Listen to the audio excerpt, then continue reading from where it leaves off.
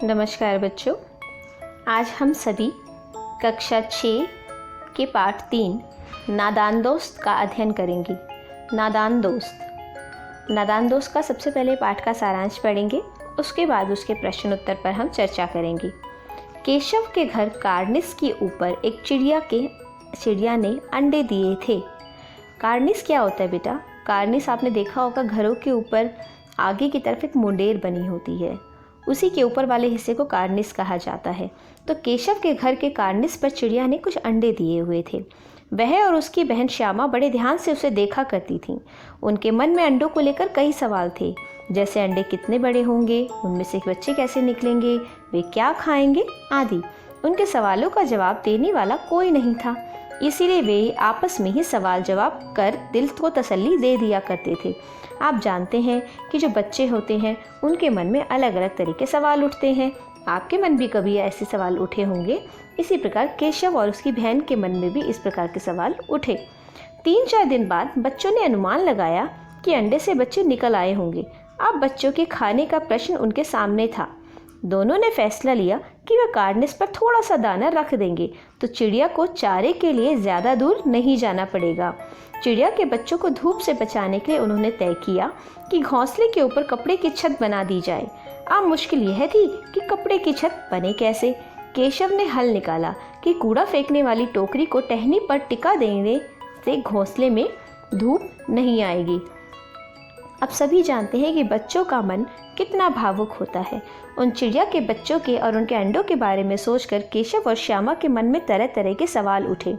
उन सवालों से उनके मन में यह उठा कि क्या उनके बच्चे वहाँ पर सुरक्षित हैं? क्या चिड़िया के अंडे वहाँ सुरक्षित हैं? और अगर नहीं तो उनको सुरक्षित रखने के लिए हम क्या कर सकते हैं? उन्होंने बहुत सारी चीज़ें सोची। उनके खाने के लिए सोचा, उनको धूप से बचाने के लिए सोचा, परंतु वास्तव में यह नहीं जानते थे कि चिड़िया अब यह नहीं चाहती कि उनके अंडों को कोई भी हाथ लगाए। अब देखिए आगे क्या होता है पाठ में। एक दिन दोपहर में जब वो माँ सो गई, तब केशव और श्यामा किवाड़ खोलकर बाहर आ गए। केशव नहाने की चौकी पर स्टूल रखकर उस पर चढ़ गया। नीचे श्यामा उसे पकड़े रही। कार्निस पर हाथ रखते ही दोनों चिड़िया उड़ गई। केशव ने देखा वहाँ तिनकों पर 3 अंडे पड़े हैं। उसने श्यामा से एक कपड़ा मांगा और उसे अंडों के नीचे बिछा दिया। केशव ने अपनी तरफ से बहुत अच्छा किया। उसने उस अंडों को बचाने के लिए यह प्रयास किया कि उनके अंडे किसी तरीके से खराब ना हो जाए। पर क्या वास्तव में केशव ने यह सही किया? नहीं, उसे एक बार अपनी माता से इस बारे में बात कर लेनी चाहिए थी, क्योंकि चिड़िया के अंडों को यदि कोई छू लेता है तो चिड़िया उन अंडों को अपने पास फिर कभी नहीं रखती, वह उन अंडों को फेंक देती है। फिर उसने टोकरी को टहनी पर टिका कर छाया कर दी। श्यामा ऊपर चढ़कर अंडों को देखने की जिद कर रही थी। केशव ने उससे प्याली में दाना पानी मांगा और उसे कार्निस पर रखकर नीचे उतर गया। श्यामा ने ऊपर चढ़ने की जिद की तो केशव ने डांट कर कहा, अगर तू गिर पड़ी तो अम्मा जी मेरी चटनी बना देगी। जब श्यामा अपनी बात मनवा रहा है तो श्यामा भी चाहती थी कि वह भी ऊपर चढ़ के देखे। दोनों झगड़ा कर रहे थे, तभी अम्मा जी आ गई। उन दोनों की आवाज़ सुन के अम्मा जी की नींद खुल गई और वह बाहर आ गई और धूप में बाहर निकलने पर उन्हें डांटने लगी। श्यामा ने उन्हें नहीं कहा कि किवाड़ केशव ने खोला था और दोनों वहाँ क्या कर रहे थे। घर के भीतर जाकर दोनों सो गए। देखिए, जब 2 बच्चे शैतानी कर रहे होते हैं तो कभी भी वो एक दूसरे की शैतानियों के बारे में अपनी माता पिता को नहीं बताते, क्योंकि वह जानते हैं कि उन्हें डांट पड़ेगी। 4 बजे अचानक श्यामा की नींद खुली वह बाहर आई। उसने देखा 3 अंडे जमीन पर नीचे गिरे पड़े थे और वे टूट गए। उनसे यह बात तुरंत केशव को जाकर बताई। केशव भी उन्हें देखकर मायूस हो गया। माँ ने जब टूटे हुए अंडे देखे तो गुस्से में कहा, तुम लोगों ने अंडों को छुआ होगा। श्यामा ने सारी कहानी बता दी। अब श्यामा को तो पहले से गुस्सा आ रहा था, क्योंकि केशव ने उसे अंडे नहीं देखने दिए थे, इसलिए उसने सारी शिकायत अपनी माँ को लगा दी।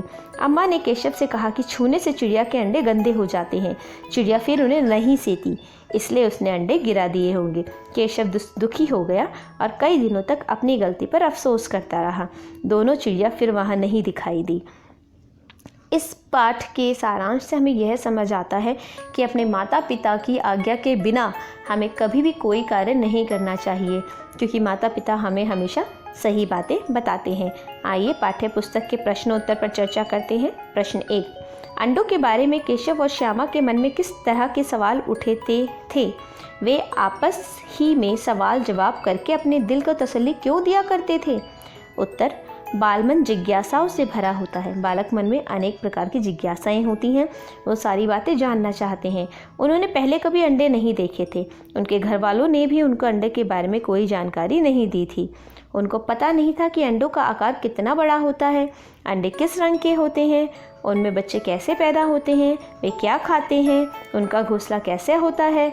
बच्चों के मन में इस तरह के सवाल स्वाभाविक ही थे, तो इसीलिए केशव और श्यामा के मन में इस तरह के सवाल उठ रहे थे।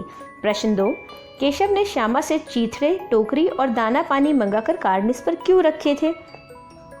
आप सभी इस प्रश्न का उत्तर बहुत अच्छे से जानते होंगे, फिर भी मैं आपको बता देती हूँ। कार्निस पर चिड़िया के अंडे थे। केशव और श्यामा ने सोचा कि अंडे से बच्चे निकल आए होंगे, उन्हें धूप से बचाने के लिए उस पर छत बनाना था, इसलिए टोकरी मंगवाई गई। चिथड़ों से उनके लिए गद्दी बनवाई गई कि अंडे गद्दी पर आसानी से रखे रहेंगे, और दाना पानी मंगवाकर उनकी भूख मिटाने का प्रबंध किया गया। प्याली में खाने के लिए दाना और पानी रख दिया गया कि चिड़िया को कहीं दूर ना जाना पड़े, वह वहीं पर दाना पानी लेकर अपने अंडों के साथ रही। प्रश्न 3, केशव और श्यामा ने चिड़िया के अंडों की रक्षा की या नादानी? केशव और श्यामा ने अपनी ओर से तो उन अंडों की रक्षा करनी चाहिए। आप सभी जानते हैं केशव और श्यामा बालक थे, बच्चे थे, उनके मन में कोई गलत भावना नहीं थी। उन्होंने अपनी तरफ से तो अच्छा करना चाहा, परंतु उनकी यह नादानी सिद्ध हुई। चिड़िया अपने अंडों की रक्षा स्वयं कर सकती थी। बच्चे ने अंडों की रक्षा करने के प्रयास में उन्हें छूकर गंदा कर दिया। उन्हें नहीं मालूम था कि यदि वे अंडों को छू लेंगे तो चिड़िया उन्हें छोड़ ही देगी। वास्तव में वे तो उन अंडों की रक्षा करना चाहते थे, लेकिन नादानी में रक्षा में हत्या हो गई। वह जानबूझ के यह सब नहीं कर रहे थे, यह सब उनसे नादानी में हो गया। आइए अन्य प्रश्नों पर चर्चा करते। कहानी से आगे। प्रश्न 1, केशव और श्यामा ने अंडों के बारे में क्या क्या अनुमान लगाए? यदि उस जगह तुम होते तो क्या अनुमान लगाते और क्या करते? देखिए, केशव और श्यामा ने पहले से अपने मन में अंडों के बारे में कुछ बातें सोच ली थी, कुछ अनुमान लगा लिए थे, तो क्या क्या लगाए थे, और यदि आप उसकी जगह होते तो आप क्या सोचते? इस प्रश्न का उत्तर आप सभी अपनी मर्जी के अनुसार भी दे सकते हैं, फिर भी मैं एक उत्तर आपके सामने प्रस्तुत कर रही हूँ।